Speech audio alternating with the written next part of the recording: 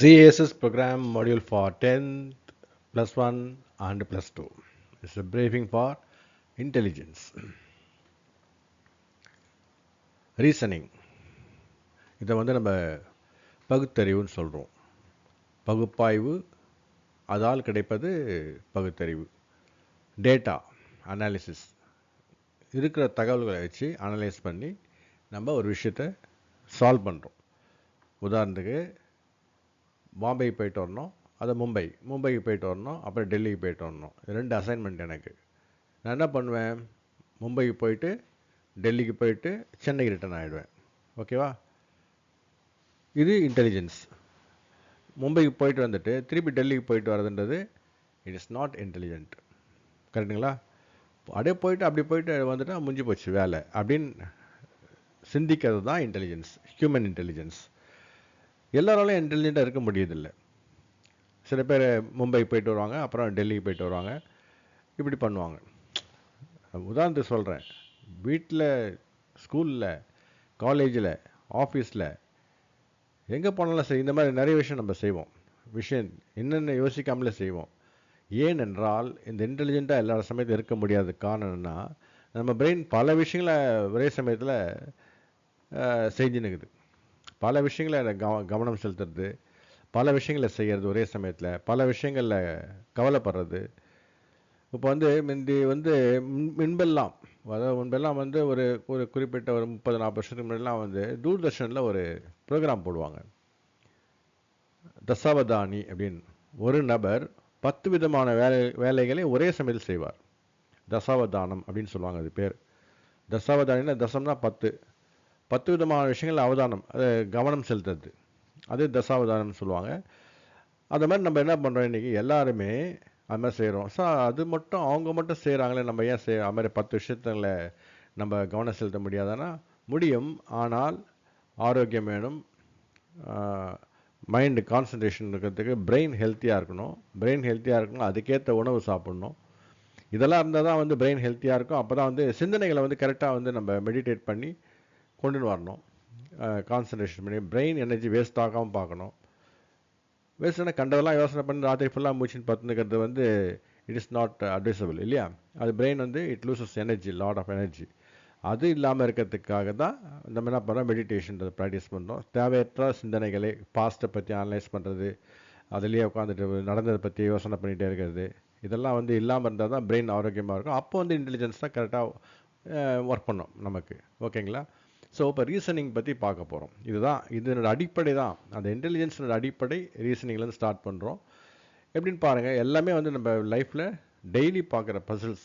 ஒரு நாளைக்கு 100கணக்கான புதிர்களை நம்ம விடுவிக்கிறோம், நமக்கே தெரியாது. சின்ன வயசுலேருந்தே பழகிட்டு இருப்போம் நம்ம அதுக்கு. புரியுதுங்களா? அதெல்லாம் நமக்கு தெரியாது அது. ஸோ இந்த பசில்ஸ் நம்ம லைஃப்பில் புதிர் அப்படின்னு சொல்லுவோம் இல்லையா? விடுகதை, புதிர், இதெல்லாம் நம்ம வாழ்க்கையில் நிறைய இடங்களில் ஒரு நாளைக்கு காலையிலேருந்து ராத்திரி வரைக்கும் 100கணக்கான புதிர்களை நாம் அறியாமலே நாம் சால்வ் பண்ணுறோம். நம்ம சாதாரண ஒரு ஸ்கூல் மாணவன் எடுத்துட்டாலே, பள்ளி மாணவன் எடுத்தாலே 100கணக்கான விஷயங்களை அவன் பிரெயின் சால்வ் பண்ணுது. டக்கு நிறைய விஷயங்களை கண்டுபிடிக்குது. ஒன்றும் இல்லை, ஒரு நோட் எடுத்துகிட்டு போகல ஸ்கூலுக்கு, மிஸ்ஸு திட்டுவாங்களே அப்படின் போது டக்குன்னு பிரெயின் என்ன யோசிக்குது, ஒரு ஆல்டர்னேட்டு. அவன் யார் வரலன்னு பார்த்துட்டு அவங்ககிட்ட நோட்டு கேட்டான் மிஸ், அவன்கிட்ட கொடுத்தேன், அவன் இன்றைக்கி ஸ்கூலுக்கு வரல அப்படின்ட்டாக்குன்னு. இது மாதிரி இதுதான் இன்டெலிஜென்ஸுன்றது. புரியுங்களா? Whether it works for good or not, that's secondary thing. ஆனால் இது இன்டெலிஜென்ஸ். ஓகேங்களா? இது மாதிரி நிறைய விஷயங்கள் நம்ம இன்டெலிஜென்ட்டாக திங்க் பண்ணுறோம் நம்ம. That is we are human. புரியுங்களா? இது ஒரு விலங்கு இந்த மாதிரி சிந்திக்க முடியாது, அதுக்கு லிமிட்டேஷன் உண்டு. நமக்கு லிமிட்டேஷன் இல்லை, ஆனால் அந்த லிமிட்டேஷனை நம்ம உருவாக்கிக்கிறோம். காரணம் என்ன, நான் ஏற்கனவே சொன்னேன் இல்லையா? பல விதமான விஷயங்களை சிந்திக்கும் போது பிரெயின் அந்த எனர்ஜி வேஸ்ட் ஆகிடுது டோட்டலாக. அப்புறம் பயம், குழப்பம், ஏகப்பட்ட எமோஷனல் டிஸ்டர்பன்சஸ், இதெல்லாம் நம்ம பிரெயின் எனர்ஜியை குறைச்சிடுது, கான்சன்ட்ரேஷனை குறைச்சிடுது. ஸோ நம்ம பாசிட்டிவாக திங்க் பண்ண முடியல, இன்டெகிரேட்டிவாக திங்க் பண்ண முடியாமல் போயிடுது. காரணம் அதுதான். இப்போ நம்ம ஒவ்வொரு பசிலாக நம்ம சால்வ் பண்ணுவோம், பேசிக்லேருந்து சின்ன விஷயம். இது அகடமிக்கல் பசில்ஸ். புரியுங்களா? இதுதான் ரீசனிங்கோட பேசிக். இது நம்ம எக்ஸாம் எழுதி பாஸ் பண்ணோம் இல்லையா? ரீசனிங். இப்போ யூபிஎஸ்சி எக்ஸாம் எடுத்தாலும் சரி, டிஎன்பிஎஸ்சி எடுத்தாலும் சரி, என்டிஏ எந்த எக்ஸாம் எடுத்தாலும் சரி, டெட்டு, இந்த ரீசனிங் ரொம்ப இம்பார்ட்டண்ட். அதில் ரீசனிங், அசஸ்மெண்ட்டு, அப்புறம் கன்க்ளூட் பண்ணுறது, இதெல்லாமே வந்து நம்ம எல்லாத்தையும் டீட்டெயிலாக பார்க்க போகிறோம். இது வந்து வெறும் எக்ஸாமுக்காக மட்டும் இல்லை, உங்களுக்கு எல்லா விதமான லைஃப்பில் எல்லா விதமான விஷயங்களும் நம்ம வந்து ஆட் பண்ண போகிறோம். இல்லை பாசிட்டிவாக தான் இருக்கும், எல்லாமே கன்ஸ்ட்ரக்டிவாக இருக்கும், எல்லாமே இது டிஃப்ரெண்ட். ஆக்சுவலாக சைக்காலஜி சம்மந்தப்பட்ட மாதிரி இருக்கும் கொஞ்சம். ஏன்னா இது எல்லாருமே ஈஸியாக பண்ணக்கூடியது தான் இது. புரியுங்களா? என்ன முறையாக பார்க்க போகிறீங்க, ரொம்ப யூஸ்ஃபுல்லாக இருக்கும் உங்களுக்கு, வாழ்க்கைக்கு ரொம்ப யூஸ்ஃபுல்லாக இருக்கும். ஓகேங்களா? Shall go inside. பாருங்கள், ரொம்ப சிம்பிளான ஒரு ஒரு கொஸ்டின் இது. A is taller or greater than B, B is taller than C, D is taller than A. இதில் 4 பேர் இருக்காங்க. 1 2 3 4, 1 2 3 4. Who is tallest கேட்குறாங்க. Who is the tallest person? A வந்து B யோட பெரியவர், B C யோட பெரியவர், A வந்து D யோட பெரியவர். கரெக்டா? இல்லை, A வந்து D யோட சின்னவர். ஸோ இந்த ஏபிசியில் ஏ தான் வந்து பெரியவர். கரெக்டுங்களா? இந்த ஏவே டியை விட சின்னவர், அப்போ டி தான் டாலஸ்ட்டு. கரெக்டா? இதை யோசிச்சு பார்க்கணும் நீங்கள். ஏ வந்து 50ன்னு வச்சுங்க, 50 இன்ச்சு வருமா? வராது. 4 12 48, 4 அடி தான் வருது. 6 60 இன்ச்சஸ்னால் வரத்துக்கு வாய்ப்பு இருக்குது.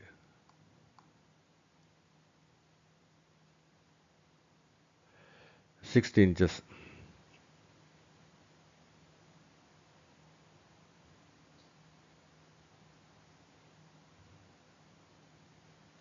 ஓகே, ஏ வந்து 60 இன்ச்சஸ், பி வந்து ஒரு 55 இன்ச்சஸ், சி வந்து எவ்வளோ? ஒரு 45 இன்ச்சஸ். டி ஒருத்தர் இருக்கார், அவர் வந்து ஏ விட ஹைட்டு, அப்போ 60 விட பெரியவர், 60 இன்ச்சஸோட அதிகம், ஒரு 70 இன்ச்சஸ் வச்சிங்களேன். அப்படி தானே? அதில் 61, 62, 63 இப்படி வரும். ஸோ இது 4ல் யார் பெரியவர்? ஆட்டோமேட்டிக்காக டி தான். இது சிம்பிள் பசில், இது சிம்பிள் பசில். இது மாதிரி எல்லாமே சிம்பிளாக முதல்ல பார்ப்போம். இதுலேருந்து lot of sums will be stemming up from these kind of simple sums. இந்த மாதிரி கொஸ்டின்ஸில் ரொம்ப சிம்பிளாக இருக்கும் ஆரம்பத்தில், போக போக கொஞ்சம் கொஞ்சமாக டஃப்பாயினே வரும். இதெல்லாம் வந்து நீங்கள் உங்கள் கிளாஸ் சப்ஜெக்ட் படிக்கிறதுக்கு ரொம்ப யூஸ்ஃபுல்லாக இருக்கும். ஏன்னா டெசிஷன் மேக்கிங்கிறது ரொம்ப இம்பார்ட்டன்ட். டெசிஷன் மேக்கிங்க்கு இது ரொம்ப யூஸ்ஃபுல்லாக இருக்கும் இந்த ப்ரோக்ராம். புரியுங்களா? அடுத்தது பாருங்கள், அனிமல்ஸ் ஆப்ஜெக்ட்ஸ்.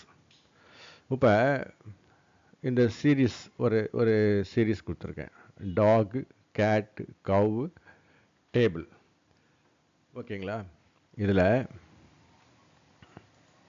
டாகு, கேட்டு இதெல்லாம் அனிமல்ஸ் தானே, கவு. ஆனால் டேபிள் வந்து not an animal. So this is a odd one. இதை தான் நம்ம ஆடுன்னு சொல்கிறோம், ஆட் ஒன். ஈவன்னா எல்லாமே ஒரே மாதிரி இருக்கணும், எல்லாமே உயிருள்ள விலங்குகளாக இருக்கணும். ஆனால் இது மட்டும் உயிரற்ற ஒரு பொருளாக இருக்குது. ஸோ இது odd one. Odd one stands out. நம்ம இதுக்கு இது வந்து நம்ம ஒரு யூபிஎஸ்சி இதெல்லாம் வந்து ஒரு கொஸ்டினே உண்டு. ஆட் ஒன்னை நீங்கள் கண்டுபிடிக்கணும், அதுக்கு லாஜிக் யூஸ் பண்ண வேண்டியிருக்கும். இது வந்து பார்த்தோன்னே தெரியுது, நாய், பூனை, பசு, டேபிள். இது 3 உயிருள்ளதாச்சு, அனிமல்ஸு. ஆனால் இது வந்து டேபிள். ஸோ இது வித்தியாசமான விஷயம் இருக்குது இல்லையா? இது வித்தியாசமானது. So it stands out. புரியுங்களா? அடுத்தது லயன், டைகர், எலிஃபண்ட், சேர். இதே ரேஞ்சில் தான் அதுவும் இருக்குது. சிங்கம், புலி, யானை, ஆனால் சேர் இது ஆட் ஒன். ஓகேங்களா? அடுத்தது பாருங்கள், கோட், ஷீப்பு, புக்கு, ஹார்ஸு. இது 3ம் கோட்டு, ஷீப்பு, ஹார்ஸ் 3ம் உயிருள்ளது, ஆனால் புக்கு உயிரற்றது. So this one is an odd one. ஓகேங்களா? அடுத்தது பாருங்கள், ட்ரீ, கவு, டாகு, கேட்டு. இதெல்லாம் அனிமல்ஸ், கவு, டாகு, கேட் இருந்து. ஆனால் ட்ரீன்றது என்னது? ஃப்ளோரா. இது ஃபானா, இது ஃப்ளோரா. ஸோ இது டிஃப்ரெண்ட்டான ஒன்று. அடுத்தது பாருங்கள், ஃபிஷ்ஷு, பேர்டு, சேரு, டாக். ஃபிஷ்ஷு, பேர்டு, டாக் இதெல்லாம் வந்து லிவிங் பீயிங்ஸ். ஆனால் சேர்ன்றது நான் லிவிங். புரியுங்களா? ஓகேவா? ஸோ இது வந்து ஆட் ஒன். ஓகேவா? இவ்வளோ தாங்க. வித்தியாசமான ஒன்றத்தை கண்டுபிடிக்கிறதுக்கு ஒரு 10 பேர் இருக்கிறாங்க ஒரு நண்பர்களில். 10 பேரில் ஒருத்தர் ஒருத்தர் 2 பேர் வித்தியாசமாக இருப்பாங்க. அவங்கள கண்டுபிடிக்கிறதுக்கு என்ன விதமான லாஜிக் யூஸ் பண்ண போகிறோன்றதுக்கு பேஸ் இதுதான். புரியுங்களா? எத்தனையோ பேரை நீங்கள் பழகுவீங்க. நீங்கள் ஒரு பிஸ்னஸ் ஓனராக இருப்பீங்க பின்னாடி படித்து முடிச்சுட்டு. உங்கள்கிட்ட பேஷண்ட்ஸ் வருவாங்க. நீங்கள் டாக்டராக இருப்பீங்க. பேஷண்ட்டு டிஃப்ரெண்ட்டாக இருப்பாங்க. அவங்கள கண்டுபிடிக்கணும். அது விதமான நோய்களை கண்டுபிடிக்கணும். சைக்காலஜி இல்லை வந்து நீங்கள் டாக்டராக இருப்பீங்கன்னு வச்சுக்கோங்க. சைக்காட்டிஸ்டாவோ சைக்கோ அனாலிஸ்டாவோ சைக்காலஜிஸ்டாவோ இருப்பீங்க. நீங்கள் பேஷண்ட்டோட ப்ராப்ளத்தை கண்டுபிடிக்கணும். What is odd thing you can find on them. அதுக்கு வந்து ரொம்ப யூஸ்ஃபுல்லாக இருக்கும் இது. புரியுங்களா? அதனால தான் வந்து ரீசனிங் ரொம்ப இம்பார்ட்டன்ட் தராங்க. யூபிஎஸ்சி எக்ஸாமில், டிஎன்பிஎஸ்சி எல்லா விதமான சர்வீஸ் கமிஷனும் யூஸ் பண்ண கேட்பாங்க. இதே மாதிரி கொஸ்டின்ஸ் தான் இப்போ இங்கே இருக்குது. பாருங்க, A is father of B, B is father of C. A is father of B, பியினுடைய அப்பா வந்து ஏ. புரியுங்களா? பி யாருக்கு அப்பா? சிக்கு. அப்போ ஏவும் சி என்ன ரிலேஷன்ஷிப்பு? ஏக்கும் சிக்கும் சியினுடைய கிராண்ட் ஃபாதர் ஏ. கரெக்டுங்களா? ஏ டு சின்றது A is grandfather of C. A is grandfather of C. இதுதான் ஆக்சுவலாக நான் சொல்ல வந்த விஷயம். அது பாருங்க, ஃபேஸிங் சவுத்து டர்ன் லெஃப்ட். நான் எந்த டைரக்ஷனில் வரும்? Facing south. இது நார்த்து, இது ஈஸ்ட்டு, இது சவுத்து, இது வெஸ்ட்டு. ஃபேஸிங் சவுத்துனா சவுத்து நோக்கி நம்ம பார்த்து நிற்கிறோம். இப்போ இடது பக்கம் திரும்புகிறோம், லெஃப்ட் சைடு. எது இடது பக்கம்? இப்படி நிற்கும்போது நமக்கு இதுதான் இடது பக்கம், இது இடது பக்கம், இது வலது பக்கம். புரியுங்களா? டர்ன் லெஃப்ட்னா இந்த பக்கம். அப்போ எந்த பக்கம் வரும்? ஈஸ்ட் வரும். புரியுங்களா? ஈஸ்ட்டு. அடுத்தது சவுத்துலேருந்து இது south, south, north, east, west. சவுத்துலேருந்து வெஸ்ட்டு திரும்புகிறோம், சவுத்துலேருந்து வெஸ்ட்டுக்கு திரும்புகிறோம் ஃபஸ்ட்டு. அப்புறம் நார்த்துக்கு திரும்புகிறோம், அப்புறம் ஈஸ்ட்டுக்கு திரும்புகிறோம். ஓகேவா? அடுத்தது எங்கே இப்போ நம்ம எங்கே நிற்போம்? எந்த பக்கம் நிற்போம்? ஈஸ்டில் நிற்போம் நம்ம. புரியுங்களா? ஓகேவா? சரி, ஈஸ்ட்லேருந்து திருப்பி நம்ம திரும்பணும்னா எங்கே போவோம்? சவுத்துக்கு போடுவோம். இதெல்லாம் பேசிக் ஐடியா. ஓகேங்களா? Basic idea, orientation. புரியுங்களா? ஃபேஸிங் சவுத் கோ 6 மீட்டர். இது பாருங்கள், ஃபேஸிங் சவுத், சவுத்து, நார்த்து, இது ஈஸ்ட்டு, இது வெஸ்ட்டு. நம்ம என்ன பண்ணுறோம்? சவுத்து பக்கம் பார்த்து நிற்கிறோம். கோ 6 மீட்டர்ஸ். எங்கே? Facing south. ஒரு பாயிண்ட்லேருந்து 6 மீட்டர் போகிறோம். போயிட்டு டர்ன் ரைட்டு, ரைட்னா இந்த பக்கம். கோ 3 மீட்டர்ஸ். இங்கே போகிறோம், இது 3 மீட்டர்ஸ். இது இப்போ எங்கே இருப்போம்? சிச்சுவேஷன் எங்கே வரும் நமக்கு? இது சவுத்து, இது 6 மீட்டர்ஸ், இது 3 மீட்டர்ஸ். இப்போ எங்கே இருப்போம் நம்ம? South west. ஓகேங்களா? கரெக்டாக சவுத் வெஸ்ட் தான் இருப்போம் நம்ம. இது சவுத்து, இது வெஸ்ட்னா நம்ம இருக்கிற டைரக்ஷன் இங்கே. அப்போ நம்ம சவுத் வெஸ்ட்டில் இருப்போம் நம்ம. ஓகேவா? அதே மாதிரி தான் bus, car, train, bicycle. Odd one எது பேரில்? Odd one. Bus, car, train, bicycle. இது மூணுமே வந்து பவரில் இயங்கிறது. ஒன்று petrol diesel power, petrol diesel. இது வந்து எலக்ட்ரிசிட்டி டீசல். புரியுங்களா? ஸோ ஸ்டீமில் ஒர்க் பண்ணலாம் இப்போ கிடையாது. இப்போ ஒன்று டீசல்னா எலக்ட்ரிக் தான். ஓகேவா? ஸோ இது மூணுமே வந்து எக்ஸ்டர்னல் பவரில் ஒர்க் பண்ணுறது. ஆனால் இது வந்து மேனுவலாக ஒர்க் பண்ணுறது. So this one stands out. ஓகேங்களா? இங்கே பாருங்க, choose correct answer. All A are B, all B are C, all A are C. இது புரியாமல் தெரியும் உங்களுக்கு. அதுக்கு என்ன பண்ணுறோம்? ஒரு எக்ஸாம்பிள் கொடுக்குறோம். ஆல் ஏ ஆர் பின்னா எல்லா ஏவும் B. All B are C, எல்லா பியும் சி. ஆல் ஏ ஆர் சியா, அப்போ எல்லா ஏ அத்தனையும் சியான்னு கேட்குறாங்க. உதாரணத்துக்கு பாருங்க, ஆல் பாய்ஸ் ஆர் ஸ்டூடெண்ட்ஸ். புரியுங்களா? ஆல் பாய்ஸ், இது வந்து ஏன்றது பாய்ஸ் வச்சுங்க. எல்லா பாய்ஸும் ஸ்டூடெண்ட்ஸு, எல்லா ஸ்டூடெண்ட்ஸும் இண்டியன்ஸு. அப்போ எல்லா பாய்ஸும் இண்டியன்ஸா கேட்கும்போது என்ன சொல்வீங்க? எஸ்னா சொல்லுங்க, ட்ரூ. புரியுங்களா? All As are C. கரெக்டா? All A are B, all B are C, all A are C is a question. இதை புரிய வைக்கிறதுக்காக தான் நான் இந்த எக்ஸாம்பிள் கொடுத்துக்கிறேன். புரியுங்களா? யோசிச்சு பாருங்கள், தெளிவாக புரியும் உங்களுக்கு. நெக்ஸ்ட்டு இந்த மாதிரியா புதிர்கள் நிறைய கேட்பாங்க. இந்த மாதிரி கொஸ்டின்ஸ் நிறைய உண்டு. இதில் வந்து என்ன பண்ண நீங்கள் இந்த சீரீஸாக வரும், ஒரு விதமான சீரீஸ். நடுவில் டிஃப்ரென்ஸ் என்னான்னு பார்க்கணும் நம்ம. என்னென்ன ஆர்டினலாக வருதுன்னு பார்க்கணும். இப்போ இது வந்து சீக்வன்ஸ் ஆல்ஃபபெட், இங்கிலீஷ் ஆல்ஃபபெட் இருக்கு இல்லையா, ABCDEF. அதுலேருந்து ஒரு சீக்வன்ஸில் நடுவிலேருந்து கொடுத்துக்கிறாங்க. பிலேருந்து பி இருக்குது, டி இருக்குது, EF GHIJ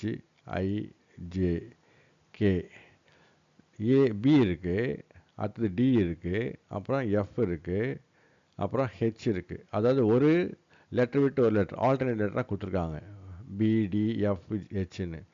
அடுத்தது இதெல்லாம் வரணும் இல்லையா, C இல்லை, E இல்லை, G இல்லை, I இல்லை, அப்போ J தான் வரணும். இதுதான் ஆன்சர். இதெல்லாம் நீங்கள் பார்த்த உடனே நீங்கள் இந்த சம்ஸ்லாம் நீங்கள் கொஸ்டின்ஸ்லாம் நீங்கள் ஈஸியாக பண்ண வேண்டியிருக்கலாம், பண்ணணும். இங்கே பாருங்கள், CEDFEGH மாறி மாறி இருக்குது, மாறி இருக்குது. இங்கே எஃப்ன்றது இந்த ஆன்சர் வந்து எஃப். எப்படின்னு பார்ப்போம். சியோட நம்பர் என்னது, ஏபிசிடியில் வந்து இதை நீங்கள் ரொம்ப இம்பார்ட்டண்ட் நல்லா ஞாபகம் வச்சுங்க. ABCDEFGHIJKLM இப்படியே போகும்போது இசட் வரைக்கும். இசட் 26வது எழுத்து, கரெக்டா? டவுட் இல்லைல்ல. ஏ வந்து 1, பி 2, சி 3, 4, 5, 6, 7, 8, 9, 10, 11, 12, 13. ஸோ கோஸ்.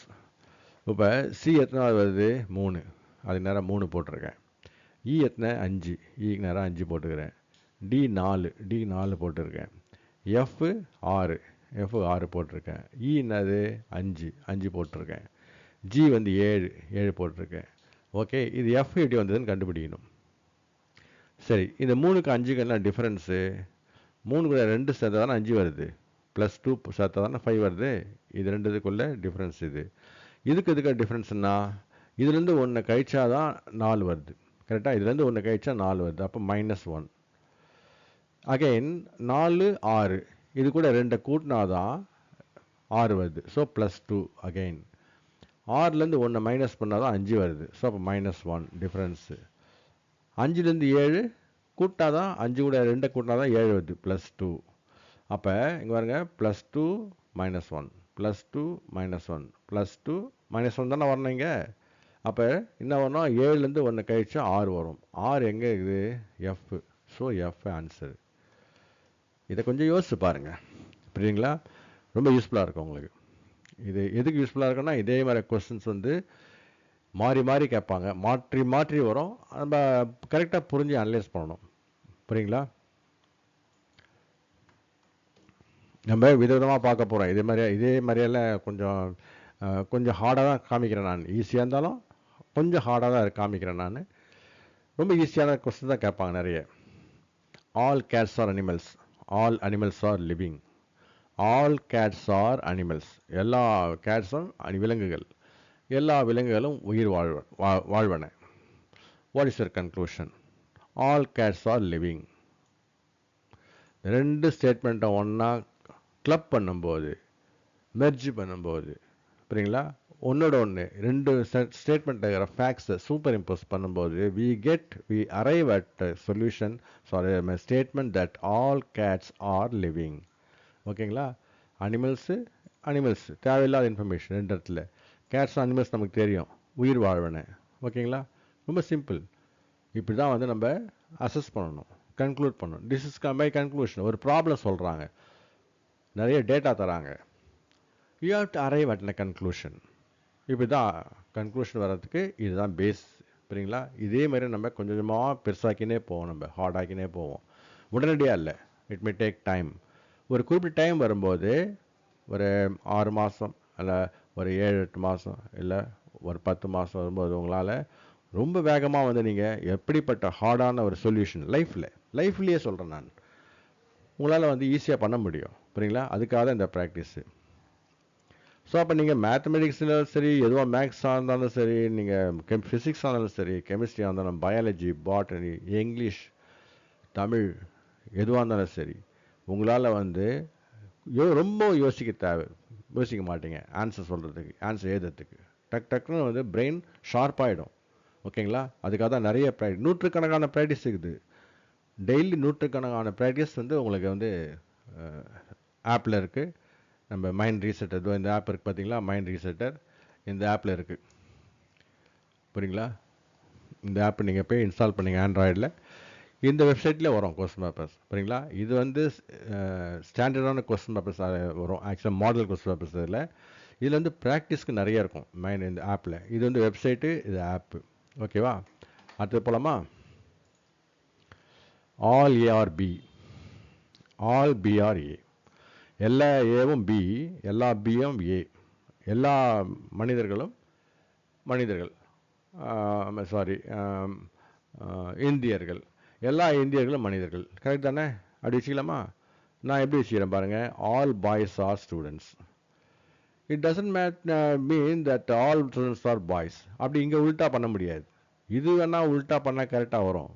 மாற்றி சொன்னால் தலைகீழா, எல்லா இந்தியர்கள், எல்லா ஆண்களும் இந்தியர்கள், எல்லா இந்தியர்களும் ஆண்கள். கரெக்டாக வரும், தப்பு இல்லை. ஆனால் இங்கே பாருங்கள், எல்லா பாய்ஸும் ஸ்டூடெண்ட்ஸு, எல்லா ஸ்டூடெண்ட்ஸும் பாய்ஸ்ன்னு சொல்ல முடியாது இல்லையா? அதில் கேர்ள்ஸாக இருப்பாங்க இல்லையா? ஸோ இந்த ஸ்டேட்மெண்ட் எல்லா இடத்துலையும் கரெக்டாக வராது. ஓகேங்களா? இது ஒரு சில இடத்துல மட்டும் தான் கரெக்டாக வரும். நம்ம எந்த லாஜிக்கில் எடுத்து சொல்கிறோமோ, எந்த பாயிண்டில், அசம்ஷனில், அப்போ கரெக்டாக இருக்கும். எல்லா இடத்துலையும் கரெக்டாக வராது. So answer false. Explanation, B may have extra elements outside A. இதில் புரியுங்களா? இதில் வந்து கரெக்டாக இருக்குது. ஆனால் ஸ்டூடெண்ட்ஸ் வந்து பார்க்கும்போது அதில் பாய்ஸ் இருப்பாங்க, கேர்ள்ஸ் இருப்பாங்க. கேர்ள்ஸ் எக்ஸ்ட்ரா, பாய்ஸ்ன்றது நம்ம ஆக்சுவலாக எடுத்துக்கிற ஆர்குமெண்ட் இது. புரியுங்களா? அது ஓகேவா? பாருங்கள், இது வந்து இது மாதிரியே சம்ஸ் நிறைய தருவாங்க. இது வரைக்கும் நம்ம பார்த்தது ரீசனிங். இப்போ பார்க்கும்போது மேக்ஸ் ஆப்டிடியூட். மேக்ஸில் எப்படி வேகமாக போடுறது, அதான் ஸ்பீட் மேக்ஸ் இல்லை. இது வந்து கன்வென்ஷனல் மெத்தடில் வேகமாக போடுறது. இதுதான் ரியல், இது வந்து ஸ்டாண்டர்ட். இது புரியுங்களா? வேகமாக ப்ராக்டிஸ். அப்போ வேகமாக வந்து நீங்கள் மல்டிப்ளிகேஷன் டேபிள் தெரியணும், அடிஷன் தெரியணும், சப்ட்ராக்ஷன் தெரியணும், டிவிஷன் தெரியணும், பர்சன்டேஜ் பார்க்கலாம் தெரியணும். இப்போ 2 into 4ன்றது உங்களுக்கு கொஸ்டினில் அந்த வருது பார்த்தீங்களா? உங்களுக்கு இந்த ஆண்ட்ராய்டு ஆப்பில் வந்து உங்களுக்கு வந்து இந்த ஆண்ட்ராய்டு ஆப்பில் 2 into 4 இஸ் ஈக்குவல் டு என்னன்றது ஆப்ஷன்னு 4, 8, 12, 10 இப்போலாம் கொடுத்துருப்பாங்க. 2 into 4 8, டக்குன்னு 8 டிக் பண்ணணும், அவ்வளோதான். இதுக்கு டைம் வந்து இந்த கொஸ்டின் வந்து போகிறதுக்கு டைம் வந்து 2 செகண்ட் தான் இருக்கும். 2 செகண்ட்குள்ளே நீங்கள் பண்ணுறதுக்கு ட்ரை பண்ணணும். 3 விதமாக நம்ம வந்து செட் பண்ணியிருப்போம் டைமிங்கை. நார்மலாக எல்லாரும் என்ன டைம் எடுத்துப்பாங்களோ 1, அதோட கொஞ்சம் ஃபாஸ்ட்டாக, அதோட இன்னும் கொஞ்சம் ஃபாஸ்ட்டாக, 3 லெவலில். ஆவரேஜு, அதுக்கு கீழே, அதுக்கு கீழே. புரியுங்களா? வேகத்துக்கு சொல்கிறேன் நான், ஸ்லோன்னு கிடையாது, வேகத்துக்கு. ஸோ நீங்கள் இந்த ஏபிசி, அந்த மாடரேட் ஸ்பீடு இருக்குது பார்த்தீங்களா, அது பி. சின்றது அல்ட்ரா ஸ்பீடு, ஏன்றது நார்மல் ஆவரேஜ் ஸ்பீடு. நீங்கள் முதல்ல ஆவரேஜ் ஸ்பீடில் ஆரம்பித்து அல்ட்ராவுக்கு மாடரேட் போயிட்டு அப்புறம் அல்ட்ராவுக்கு. ஏன்ற speed, B speed, C speed, இது ஆவரேஜ். எல்லாரும் டைம் எடுத்துக்கிறாங்க. ஒரு கணக்கு சொல்கிறீங்க, நம்ம 7 8 எவ்வளோ, 7 8 சார் வாட் இஸ் 7 8 சார் கேட்குறீங்கன்னு வச்சிங்களேன். 56ன்னு சொல்கிறதுக்கு எவ்வளோ நேரம் ஆகுமோ அதுதான், அது ஆவரேஜ். பீன்றது கொஞ்சம் வேகமாக வரணும். இது வந்து வாயில் பேச மாட்டோம், பேசும்போது நேரம் ஸ்பெண்ட் ஆகிடும். அதில் பார்த்தோன்னே டக்குன்னு போடுறது. இது வந்து ஃபுல்லாக வந்து நம்ம டெஸ்ட் பேப்பருக்கு வந்து டெஸ்ட் ப்ராக்டிஸ்க்காக கொடுக்குறது. இது பிஎன்சி. புரியுங்களா? இதுக்கு வந்து ஒரு 3 செகண்ட்னா இதுக்கு 2 செகண்ட் இருக்குது, இது 4 செகண்ட் இருக்கும் டைம். ஓகேவா? 2 செகண்ட்குள்ளே ஆன்சர் பண்ணிட்டு போயினே இருக்கணும். 2 செகண்ட்றது நம்ம போக உங்களுக்கு வந்து ரொம்ப பெரிய நேரம் போல தெரியும் உங்களுக்கு. 30 வந்து 2 செகண்ட்றது குயிக்காக தெரியும். ஆனால் இந்த ப்ராக்டிஸ் நீங்கள் செய்ய ஆரம்பிச்சிட்ட பிறகு 2 செகண்ட் அது ரொம்ப நேரம் மாதிரியாக இருக்கும். அதாவது ஒரு குருவி ஒரு நேரத்தை எப்படி பார்க்கணுன்னா, எல்லோரும் ஸ்லோ மோஷன் தெரியும். குருவியுடைய திங்கிங் வந்து ஃபாஸ்ட்டு. அதில் புரிஞ்சு அது ரியாக்ஷன் பண்ணுற ரிஃப்ளெக்ஸ் டைம் சொல்லுவோம் இல்லையா, பூனை இதெல்லாம் ரிஃப்ளெக்ஷன் டைம் சொல்லுவோம் இல்லையா. அதுக்கெலாம் வந்து டைம்ன்றது ரொம்ப ரொம்ப ஒரு செகண்ட்றது நமக்கு வந்து 1 நிமிஷம் எப்படியோ அது மாதிரி அதுக்கு. புரியுங்களா? ரொம்ப பெருசாக பெரிய டைம் இது. நம்ம 1 நிமிஷம் வந்து பெரிய டைம் செகண்டை கம்பேர் பண்ணும்போது. அது மாதிரி தான் நம்ம அந்த அளவுக்கு நம்ம ஃபாஸ்ட்டாக கொண்டு வரதுக்கு ப்ராக்டிஸ், ரெகுலர் ப்ராக்டிஸ், வேறு ஒன்றும் பண்ண மாட்டோம். எந்த விதமான மண்டையை போட்டு பிச்சுக்கிறதுலாம் கிடையாது. ஏன்றதுலேயே ஏ லெவல்லே நீங்கள் ப்ராக்டிஸ் பண்ணணும். ஏன்னா இது லெவலுக்கு வர முடியாத எவ்வளோ பேர் இருக்கிறாங்க. அது முடிச்சுட்டு அப்புறம் பி லெவல், அப்புறம் சி லெவல். புரியுங்களா? இது வந்து கேம் விளையாடுற மாதிரி தான். என்ன இது நம்ம டேபிள் கேம் விளையாடுறதால பெரிய யூஸ் எதுவும் கிடையாது, அகாடமிக்கல் யூஸ் எதுவும் கிடையாது. ஆனால் இதெல்லாம் ரொம்ப யூஸ் இருக்கும். புரியுங்களா? அது 38 + 41 டக்குன்னு யோசிக்கணும். 3 4 7 8 1 9, அப்போ 79 டக்குன்னு எவ்வளோ இப்படி தான் பண்ணணும். ஓகேங்களா? 66 - 24 66. இது வந்து 6 விட சின்னது. இது 6 விட சின்னது. ஈஸியாக கழிச்சிடலாம். 6 4 போச்சுன்னா 2, 6 2 போச்சுன்னா 4, 42. ஓகேங்களா? 100 / 5 ஆரம்பத்தில் கஷ்டமாக இருக்கும். ஒரு 30 40 முறை நீங்கள் போடும்போது, உதாரணத்துக்கு நான் சொல்கிறேன், ஒரு மாணவருக்கு நான் வந்து பாஸ்ட் டென்ஸை மட்டும் கிட்டத்தட்ட 1400 டைம்ஸ் சொல்லி கொடுத்துக்கிறேன். அவருக்கு அந்த கணக்கு நான் எப்படின்னு சொல்லி விளக்குன உடனே அவர் ஸ்டன் ஆகிட்டார். அந்த மாணவர் அதிர்ச்சி ஆகிட்டார். என்ன சார் 1400 முறையை சொல்லி கொடுத்துருக்கீங்க? ஆமாய்யா, ஒரு ஒரு நாளைக்கு நான் வந்து இத்தனை முறை நான் உனக்கு பாஸ்ட் டென்ஸை அடையாளம் காமிச்சு சொல்கிறேன். 6 மாதம் என்கிட்ட படிச்சிருக்கேன். அப்போ எத்தனை முறை ஆயிரம் கணக்கு போட்டு பாருன்னு. He was really stunt. எப்படி இது ஆச்சரியமாயிடுச்சு அவருக்கு. அப்போ தான் அவர் அந்த சீரியஸ்னஸ் புரிஞ்சுது அவருக்கு. அடடே நம்ம தப்பு பண்ணுறோம் அப்படின்ட்டு. அவர் எங்கேயோ போயிட்டார். இப்போ அது அடுத்த விஷயம். அது மேல் லெவலுக்கு வந்துட்டார். இப்போ ரொம்ப கீழ் லெவலில் இருந்தார், ஆவரேஜோட கீழே. ஸ்கூலை விட்டு டிஸ்மிஸ் அந்த லெவலில் இருந்தார். இப்போ எங்கேயோ போயிட்டார் மேலே. சூப்பரான பொசிஷன் வந்துட்டார். இதுதான் நம்ம ப்ராக்டிக்கலாக வந்து 10 முறை செஞ்சிங்கன்னா அது ஆட்டோமேட்டிக்காக வந்துட போகுது. உங்களை யார் 10 முறை செய்யணும்னு சொல்ல போதில்லை. இந்த கொஸ்டின் பேப்பர் நீங்கள் அட்டன் பண்ணுங்கள், அவ்வளோதான். ஓகேங்களா? கண் மூடி ஜஸ்ட் பிளைண்டாக செஞ்சுட்டு போயினே இருங்க. அதை மறந்துடுங்க. எப்பவுமே இந்த பிரெயின் ப்ராக்டிஸ்லாம் வந்து பிரெயின் ஞாபகத்தில் வச்சுக்கும். சப்கான்ஷியஸ் மைண்ட் வந்து உங்களை எல்லாத்தையும் ஞாபகத்தில் வச்சுக்கும். நீங்கள் மறக்கிற மாதிரி நினச்சிப்பீங்க, ஆனால் அது ஞாபகத்தில் இருக்க தேவைப்படும் டக்குன்னு வெளில வரும். அது அடுத்தது 50% ஆஃப் 200. இதெல்லாம் வந்து நீங்கள் ஸ்கூலில் பண்ணது தான். 50% ஆஃப் 200னா 200 50% எவ்வளோ? 50%னா பாதி. அப்போ 100. இது வந்து நமக்கு தெரியும். புரிஞ்ச பிறகு சொல்கிறது. மேத்தமெட்டிக்கல் எப்படி போடுறது? 50 100 × 200. 2 2 50 100. ஸோ 100. ஸோ இப்படி தான் போடணும். 50%னா 50/100ன்னு அர்த்தம். × 200. ஆஃப்னா 200 போடணும். புரியுங்களா? 2 100. 2 × 50 100. ஓகேங்களா? ஸோ இதெல்லாம் வந்து நீங்கள் இது மாதிரியே நான் வந்து எல்லாத்தையும் ஒரே இடத்துல காமிச்சிருக்கேன். Division, multiplication, percentage. புரியுங்களா? நான் ஒவ்வொன்றுக்கும் தனித்தனியாக இருக்கும். இது மாதிரி தனி ப்ராக்டிஸ் இருக்கும். இந்த மாதிரி கொஸ்டின்ஸு நூற்றுக்கணக்கான கொஸ்டின்ஸ் வர ப்ராக்டிஸ்லாம் இருக்கும். ஓகேங்களா? ரைட், நம்ம தொடர்ந்து பார்ப்போம்.